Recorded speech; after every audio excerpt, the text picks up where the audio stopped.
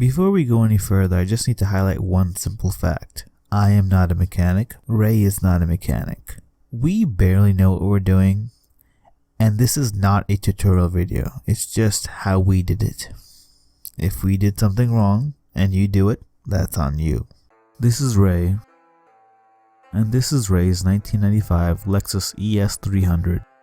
And yes, this car is as old as I am. And yes, this car is a bit of a beater, and it needs a lot of general maintenance. In fact, I could go out on a limb and say that this is one of the most neglected 1995 Lexus ES300s out there. But it's his daily driver and it does a pretty good job of getting him from place to place. And he's asked me to help him with the general maintenance aspect of it, and today we're going to be doing the thing that most people hate doing: lower control arm bushings.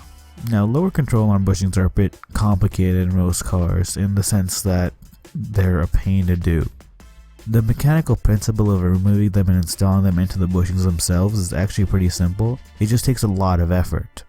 And because that, most mechanic shops and garages don't want to actually replace the bushing, they elect to replace the whole control arm, which will be about $100 or $150 to above that price area. Now, you can get the bushings themselves for this car for about $27 on Amazon. I'll leave the links down below if anybody is curious in getting them.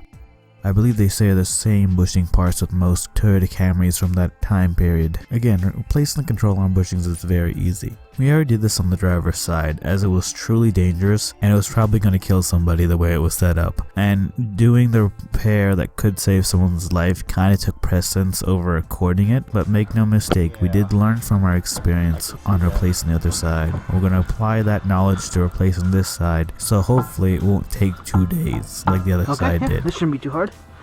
He says hopefully. Now, step 1 is to get the car up in the air. Very simple, straightforward. Just jack the car up using the steam wells. Place the jack stand on the front unibody reinforcements.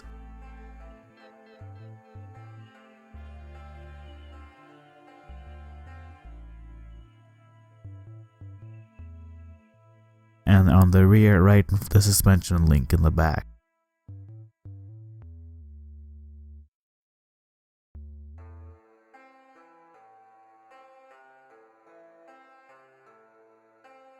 Next step is to get the wheels out. It could be a 19mm or a 22mm, at least on this car. I'm pretty sure most of the wheel lugs on this thing are different. Oh! But once you get the wheel off, there are going to be 3 17mm bolts that you're going to take out. Well, 2 of them are nuts and 1 of them is the bolt. They attach the lower control arm to the actual ball joint assembly, and they're pretty easy to take out.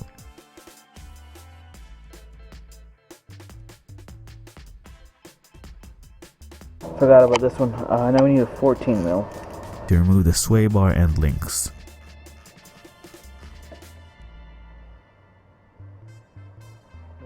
Next, you're going to use a 19mm to remove the control arm bushings that mount the control arm to the actual subframe of the vehicle.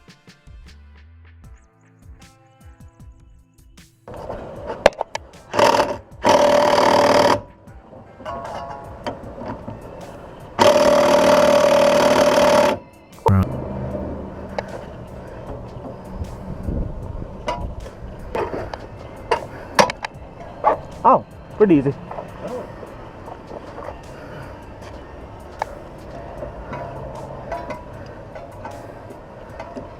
Please tell me I was recording for that.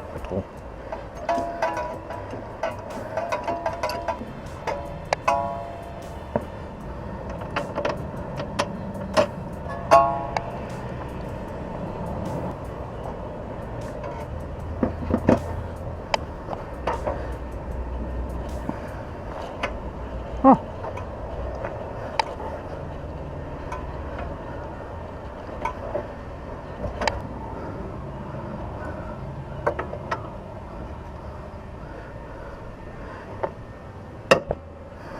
There we go.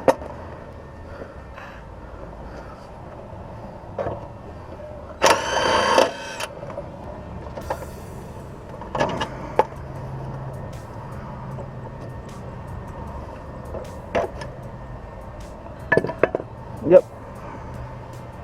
That's pretty well past it as well. Once the lower control arms have been removed from the vehicle, that's when the hard work begins. Now, getting the bushings out of the actual control arm can be difficult or easy depending on how bad the bushings are. On the other side, the bushings just disintegrated right out of the sockets, so it was pretty easy to just knock them right out. This side, it looks like they've been replaced maybe about 10 years ago, so it's going to take a little bit more effort to pull them out. The rear bushing on this front control arm, we decided to do a couple things to it. We chiseled it to deform it and make it easier to press out, and then we just popped it into this cheap little $77 Harbor Freight press, and then we just used this big metal piece that's about the same size in diameter of the bushing to just slide it through. That's in or out.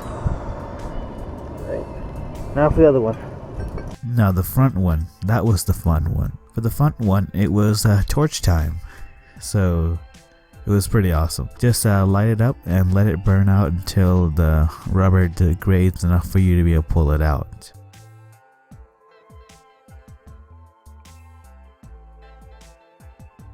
There's a big difference.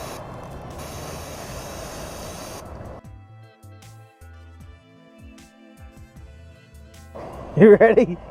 This is only 5% full. Oh. Discard when pointers and red hair.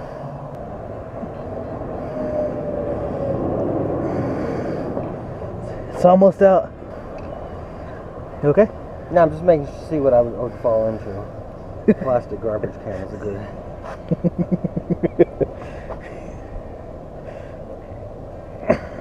You want me to do that side then? Oh, so close. Yeah, it's oh, here it is. It's